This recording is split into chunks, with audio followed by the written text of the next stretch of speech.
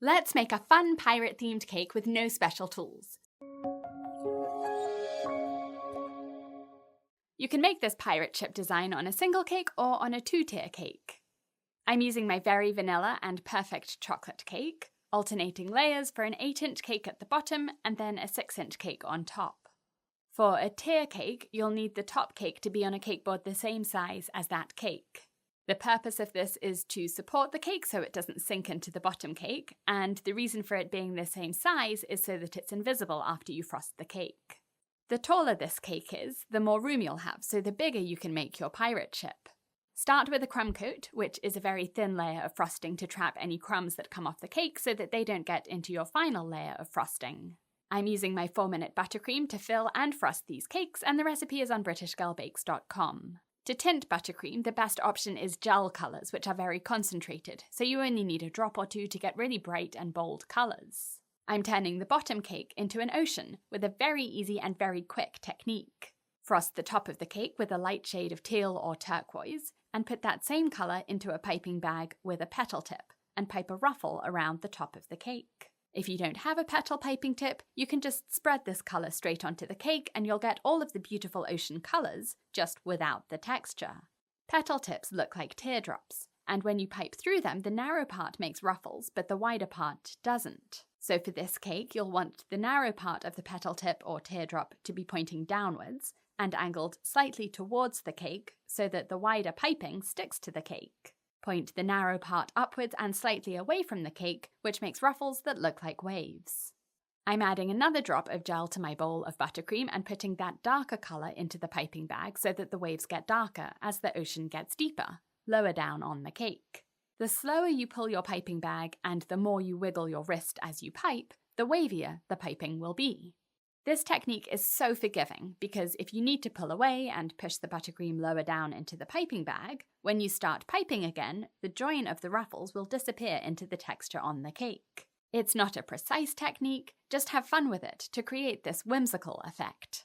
You can smooth any messy parts of the piping with an offset spatula. To hold up the next cake tier, you'll need some supports. Use a cake board the same size as the next cake to draw around to show you where the next cake will sit eventually, and then poke boba straws or dowels into the bottom cake, cutting them to be the same height as that cake.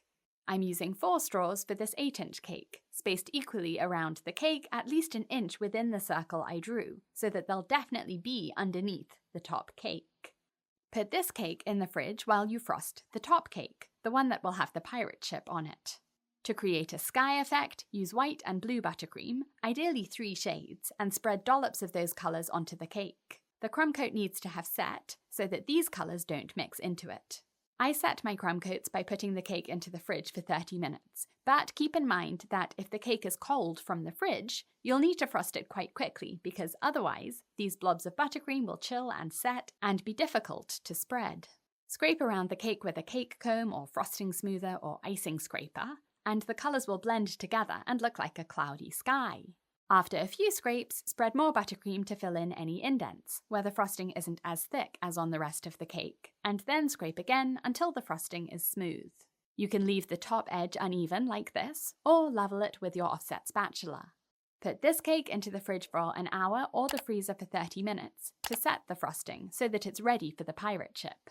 You can draw or trace or print out a pirate ship, keeping it to a simple outline for the best results.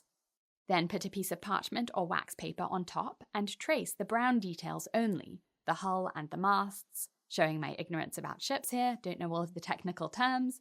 Pencil works best for drawing onto parchment paper because of the non-stick surface. Then on another piece, trace the white details, the sails. And then onto another piece, the black details, the pirate flag. And I'm using a separate piece for the portholes because I'm going to make them grey, but if you use black for those, you can use the same piece as the pirate flag. Now cut out the shapes from each of your pieces of parchment paper, cutting along the outline to leave the outer part intact, which you'll use as a stencil next. Take your time to cut a neat outline following the lines you drew, because that outline will become the outline on your cake. So if you cut a jagged line or an oval instead of a circle, that's what you'll end up with on your pirate ship on the cake.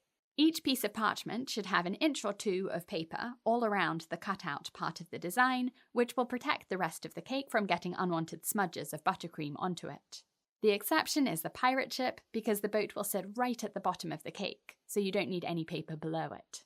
Take your cake out of the fridge or freezer and press the biggest boat stencil against it. After about a minute, some tiny drops of condensation will form on the cake, because it's warmer out of the fridge or freezer, and those droplets will help the stencil to stick to the cake. Spread brown buttercream all over the boat shape that you cut out, spreading inwards towards the middle of the cutout shape, rather than outwards, because that might spread buttercream underneath the parchment paper, causing smudges around the outside of the outline of the shape. Smooth the brown frosting with an offset spatula or cake comb. Parchment paper and wax paper are great because they're cheap, and you can make any shape of stencil you like very quickly. But because the paper is very thin and flimsy, it's easy for it to stick to the frosting on your offset spatula or cake comb and pull away from the cake, so be gentle and use slow movements. If the stencil does pull away, reposition it, and I'll show you how to tidy any smudges next. Peel the stencil off to leave your shape behind. You can use a toothpick to gently scrape off any smudges, and this works because the blue frosting on the cake has chilled and set. So you won't damage it, you'll just take off any unwanted brown frosting. Use the edge of your cake comb to score some lines in the buttercream to mark out different sections of the boat and planks of wood, and a toothpick is a great tool to mark the shorter ends of the planks and to draw little nails that you see in shiplap. Now put the cake into the fridge for 30 minutes or the freezer for 15 minutes to set this brown frosting. Press another stencil onto the cake and spread buttercream over that, scraping off the excess to leave a thin layer behind. For these portholes, a thin layer looks best because you don't want the windows to look like they're sticking out from the wooden boat. But for some shapes, like these sails, a thicker layer of buttercream is better because white is such a light colour that with a thin layer you'd be able to see the blue frosting through the sails.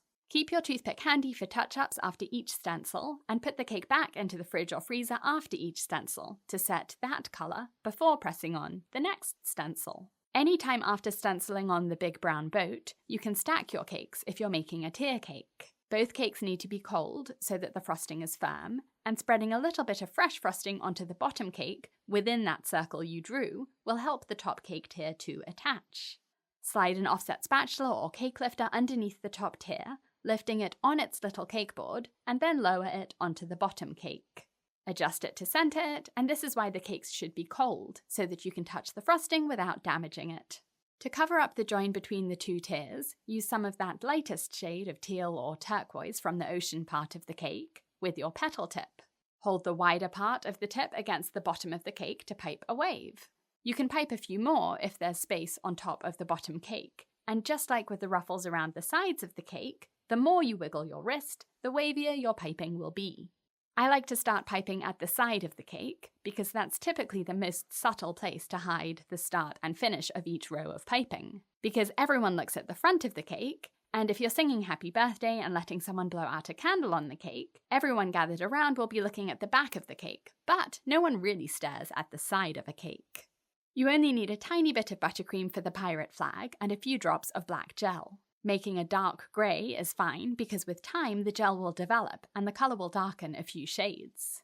After 30 minutes in the fridge, the dark grey has become a true jet black colour.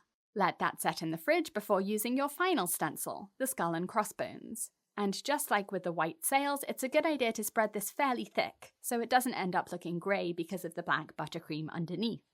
With a thicker layer of frosting, the stencil edges do tend to be messier, so grab your toothpick and smooth those out. I forgot to mark the masts on the ship, but it's fine to do this either immediately after stenciling, while the buttercream is still soft, or after chilling the cake, when the buttercream has set. And there it is. A pirate cake made with no fancy cake tools, just some paper stencils that you can make yourself very easily, quickly, and affordably. I hope this tutorial has been useful. Visit my cake school on BritishGirlBakes.com to learn hundreds of cake decorating techniques and designs. Thanks for watching.